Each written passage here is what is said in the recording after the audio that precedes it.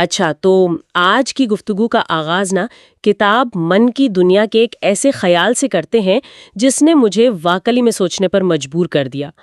کتاب میں ایک جگہ لکھا ہے کہ یہ جو ہمارے جسم ہیں یہ تو بس خول ہیں جنہیں ہم ایک لباس کی طرح اتار پھینک دیتے ہیں۔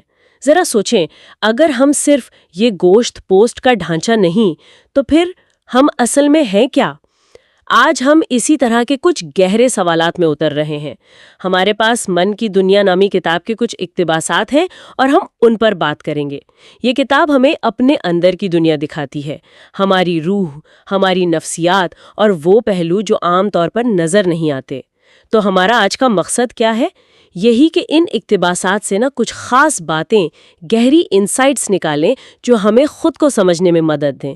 خاص طور پر روح کی حقیقت کیا ہے، ہمارے خیالات اور جذبات میں کتنی طاقت ہے، اور کیا روحانی ترقی کا کوئی راستہ ہے؟ چلیں اس دلچسپ موضوع میں ذرا گہرائی سے اترتے ہیں۔ سب سے پہلے اسی نقطے پر آتے ہیں، یہ جسم اور روح کا فرق۔ کتاب میں سے جس میں لطیف کہا گیا ہے، مطلب وہ وجود جو اس مادی جسم سے زیادہ نازک، زیادہ پائیدار ہے۔ کتاب کہتی ہے کہ اصل انسان وہی ہے، یہ جسم تو بس ایک عارضی ٹھکانہ ہے۔ بالکل، یہ کتاب کے بنیادی تصورات میں سے ایک ہے۔ یہ چیلنج کرتا ہے اس خیال کو کہ ہم بس یہی ہیں جو نظر آ رہا ہے۔ کتاب کے مطابق روح، یا جسے وہ جسم لطیف کہتے ہیں، وہ اصل جوہر ہے ہمارا۔ وہ موت کے بعد بھی رہتا ہے۔ یہ جسم تو جیسے ایک گھر ہے جو کچھ وقت کے لیے ملا ہے۔ اور بات یہاں ختم نہیں ہوتی۔ کتاب میں اور بھی تفصیل ہے، مختلف لطیف اجسام کا ذکر ہے، جیسے ایتھرک ڈبل۔ یہ سمجھیں ہمارے جسم کی توانائی کا ایک نقشہ ہے، ہماری صحت سے جڑا ہوا۔ پھر مینٹل باڈی، جہاں ہمارے خیالات بنتے ہیں، اور ایسٹرل باڈی، جو ہمارے جذبات کا مرکز ہے۔ یہ سب بتاتا ہے کہ ہمارا وجود کافی پیچیدہ ہے، کئی تہوں والا۔ واہ، واقعی بہت پیچیدہ ہے۔ اور یہ جاننا تو اور بھی دلچسپ ہے کہ یہ اندرونی چیزیں، مطلب ہمارے جذبات، خیالات، وہ اس مادی جسم پر کیسے اثر کرتے ہیں۔ کتاب کہتی ہے دماغ جسم کا محافظ ہے، لیکن یہ بھی لکھا ہے کہ شدید منفی جذبات جیسے بہت زیادہ غصہ وہ جسم کی کیمسٹری بگاڑ سکتے ہیں، یہاں تک کہ زہر جیسا اثر۔ کیا واقعی؟ جی ہاں، کتاب اسی پر بہت زور دیتی ہے۔ یہ جو ذہن اور جسم کا تعلق ہے یہ بہت گہرا ہے۔ آج کا سائنس بھی اس کو مان رہی ہے، سائیکو نیورو امیونولوجی وغیرہ۔ کتاب کے مطابق جب ہم شدید غصہ، نفرت یا ڈر محسوس کرتے ہیں تو جسم میں ایسے کیمیکلز خارج ہوتے ہیں جو تناؤ بڑھاتے ہیں اور لمبے عرصے میں بیماریوں کا باعث بن سکتے ہیں۔ کتاب تو یہ بھی کہتی ہے کہ شدید غصے میں تھوک میں بھی زہر آ سکتا ہے۔ اور اس کے بالکل برعکس، جب ہم محبت، ہمدردی، شکر گزاری محسوس کرتے ہیں تب کیا ہوتا ہے؟ تب جسم میں اچھے ہارمونز، اچھے نیورو ٹرانسمیٹر پیدا ہوتے ہیں۔ وہ صحت کو بہتر کرتے ہیں، مدافعتی نظام کو مضبوط کرتے ہیں۔ تو یہ صرف فلسفہ نہیں ہے، اس کے ٹھوس جسمانی اثرات ہیں۔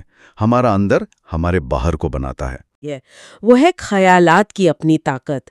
کتاب میں ڈاکٹر الیگزینڈر کینن کا ذکر ہے کہ جیسے زمین سے میگنیٹک لہریں نکلتی ہیں، ویسے ہی انسان سے بھی خاص قسم کی لہریں نکلتی ہیں۔ کیا آپ اس پر کچھ روشنی ڈالیں گے؟ یہ کیسے ہوتا ہے؟ جی، یہ بہت اہم نقطہ ہے۔ ڈاکٹر کینن کے حوالے سے کتاب بتاتی ہے کہ ہر انسان ایک توانائی کا مرکز ہے۔ ہمارے خیالات، ہمارے جذبات، ہماری نیتیں، یہ سب ایک خاص قسم کی توانائی، ایک وائبریشن پیدا کرتی ہیں۔ یہ توانائی ہم سے نکل کر ہمارے ارد گرد کے ماحول پر، دوسرے لوگوں پر اثر انداز ہوتی ہے۔ یہ لہریں نظر تو نہیں آتی، لیکن ان کا اثر محسوس ہوتا ہے۔ کبھی آپ نے نوٹ کیا کہ کسی کے پاس بیٹھ کر اچھا لگتا ہے یا کسی سے مل کر عجیب سی کیفیت ہوتی ہے؟ ہاں، بالکل ہوتا ہے۔ کتاب کہتی ہے یہ انہی لہروں کا اثر ہو سکتا ہے۔ تو کیا یہ لہریں مختلف ہوتی ہیں؟ سب پر ایک جیسا اثر ہوتا ہے؟ نہیں، بالکل نہیں۔ کتاب کے مطابق ان لہروں کی کوالٹی اور طاقت کا انحصار اس شخص کے خیالات، اس کے اعمال، اس کی روحانی پاکیزگی پر ہوتا ہے۔ جو مثبت سوچ، اچھے خیالات، محبت والے جذبات ہیں، وہ ایک پرسکون، مثبت توانائی پیدا کرتے ہیں، اور جو منفی سوچ ہے، غصہ، نفرت، وہ ایک بھاری، ناخوشگوار توانائی پیدا کرتی ہے۔ اسی لیے تو کہتے ہیں کچھ لوگ مقناطیس کی طرح کھینچتے ہیں اور کچھ سے دل دور بھاگتا ہے۔ اور ایک اور بات، کتاب کہتی ہے ہر خیال ایک طاقت ہے جو دماغ سے نکلنے کے بعد ہم جنس کو لے کر واپس آتا ہے۔ اچھا؟ یعنی جس قسم کے خیالات ہم باہر بھیجتے ہیں ویسی ہی توانائی اور حالات کو ہم اپنی طرف کھینچتے ہیں۔ یہ بہت گہری بات ہے۔ یہ تو لا آف اٹریکشن جیسا لگ رہا ہے۔ اور کتاب دماغ کو صرف سوچنے والا عضو نہیں کہتی بلکہ تھاٹ ٹرانسمیٹنگ انسٹرومنٹ، خیالات منتقل کرنے والا آلہ۔ یہ کیسے؟ بالکل، یہ صرف سوچتا نہیں، یہ نشر بھی کرتا ہے، براڈ کاسٹ کرتا ہے۔ کتاب کہتی ہے کہ ہمارا دماغ خیالات پیدا بھی کرتا ہے اور انہیں توانائی کی لہروں کی شکل میں باہر بھی بھیجتا ہے۔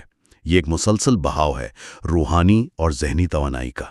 اس کا مطلب یہ ہوا کہ ہمارے خیالات صرف ہمارے اندر قید نہیں رہتے، وہ کائنات میں جاتے ہیں، وہ دوسروں کو متاثر کر سکتے ہیں، کم از کم ان کے انرجی فیلڈ کو تو ضرور متاثر کرتے ہیں۔ کتاب میں صاف لکھا ہے کہ منفی جذبات جیسے خوف، نو امیدی، حسد، غصہ، بدلہ، یہ سب نحوست لاتے ہیں، منفی توانائی پھیلاتے ہیں۔ اور دوسری طرف محبت، رحم، فیاضی، سخاوت جیسی کیفیات، یہ نہ صرف ہمیں سکون دیتی ہیں بلکہ ماحول پر بھی اچھا اثر ڈالتی ہیں۔ یہ ایک طرح سے اپنی حقیقت خود بنانے جیسا ہے۔ یہ سب جان کر تو واقعی اپنی سوچوں اور جذبات پر زیادہ دھیان دینے کا دل کرتا ہے۔ اچھا، خیالات اور جذبات کی طاقت کے علاوہ کتاب میں روحانی سکون اور ترقی کے لیے کچھ عملی باتیں بھی ہیں، جیسے تسلیم کا تصور، یعنی خدا کی رضا میں راضی رہنا۔ اس کے کیا فائدے بتائے گئے ہیں؟ تسلیم یا سرنڈر کا تصور بہت اہم ہے کتاب میں۔ اس کا مطلب یہ نہیں کہ بس ہاتھ چھوڑ کر بیٹھ جائیں، بلکہ یہ سمجھنا کہ یہ کائنات نہ ایک بڑے منصوبے کے تحت چل رہی ہے، کچھ قوانین ہیں اور ہم اس نظام کا حصہ ہیں۔ کتاب کہتی ہے کہ انسان اپنی مرضی کا پوری طرح مالک نہیں ہے، ہماری کوششوں کے باوجود بہت کچھ ہمارے کنٹرول سے باہر ہے۔ تسلیم کا مطلب ہے کہ اپنی پوری کوشش کریں اور نتیجہ اللہ پر چھوڑ دیں، جو بھی ہو اسے صبر سے، حکمت سے قبول کریں۔ اس سے کیا ہوتا ہے؟ اندر سکون آتا ہے، پریشانیاں کم ہوتی ہیں، روح ہلکی پھلکی محسوس ہوتی ہے۔ جب ہم ہر وقت حالات سے لڑتے نہیں رہتے نا، بلکہ بہاؤ کے ساتھ چلنے کی کوشش کرتے ہیں تو ایک گہرا سکون ملتا ہے۔ مزاحمت چھوڑ کر بہاؤ کے ساتھ چلنا، یہ واقعی سکون دے سکتا ہے۔ اور کتاب میں دانائی یا حکمت حاصل کرنے پر بھی زور ہے۔ ایک جگہ لکھا ہے سچی خدائی خالص دانائی کے مترادف ہے۔ اس کا کیا مطلب ہوا؟ یہ بہت گہری بات ہے۔ مطلب یہ کہ اصل روحانیت یا خدا سے نزدیکی صرف رسموں میں نہیں بلکہ حقیقت کو سمجھنے میں ہے، کائنات کے اصولوں کو جاننے میں ہے۔ اسی کو دانائی کہا ہے۔ جب کوئی شخص حقیقی دانائی حاصل کر لیتا ہے، مطلب وہ جان لیتا ہے کہ چیزیں کیسے کام کرتی ہیں، اچھے برے کا قانون کیا ہے، انسان کی نفسیات کیا ہے، توانائیوں کو کیسے استعمال کرنا ہے، تو وہ ایک طرح سے کائنات کے خزانے پا لیتا ہے۔ وہ اپنی زندگی کو بہتر طریقے سے گزار سکتا ہے۔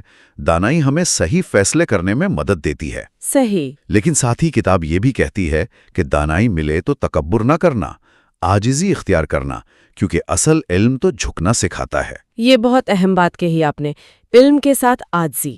اور محبت اور نفرت کے بارے میں کیا کہا گیا ہے؟ میں نے پڑھا کہ ایک مغربی مفکر کا قول ہے کہ نفرت کو نفرت سے نہیں، محبت سے ختم کیا جا سکتا ہے۔ جی ہاں، یہ ایک یونیورسل اصول ہے جو کتاب بھی دہراتی ہے۔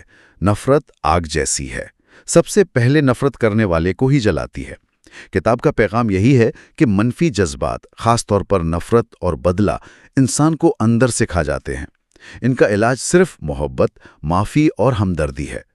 اگر کوئی برا کرے تو جواب میں برائی کرنا آگ کو اور بھڑکانا ہے۔ اصل طاقت یہ ہے کہ منفی کا جواب مثبت سے دیا جائے، حالانکہ یہ مشکل ہے، بہت مشکل ہے۔ جی، مگر یہی روحانی ترقی ہے۔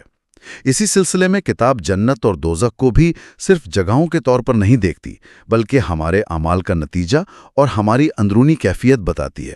ہم اپنے عمل سے اپنی جنت یا دوزخ یہی بنانا شروع کر دیتے ہیں۔ آراف کا بھی ذکر ہے، جو ایک درمیانی حالت ہے، شاید ان کے لیے جن کے اعمال ملے جلے ہوں۔ اور ہاں، دعا کی طاقت کا بھی ذکر ہے کہ جب سچے دل سے، عاجزی سے مانگا جائے تو سنا جاتا ہے۔ یہ سب تصورات تو بہت گہرے ہیں۔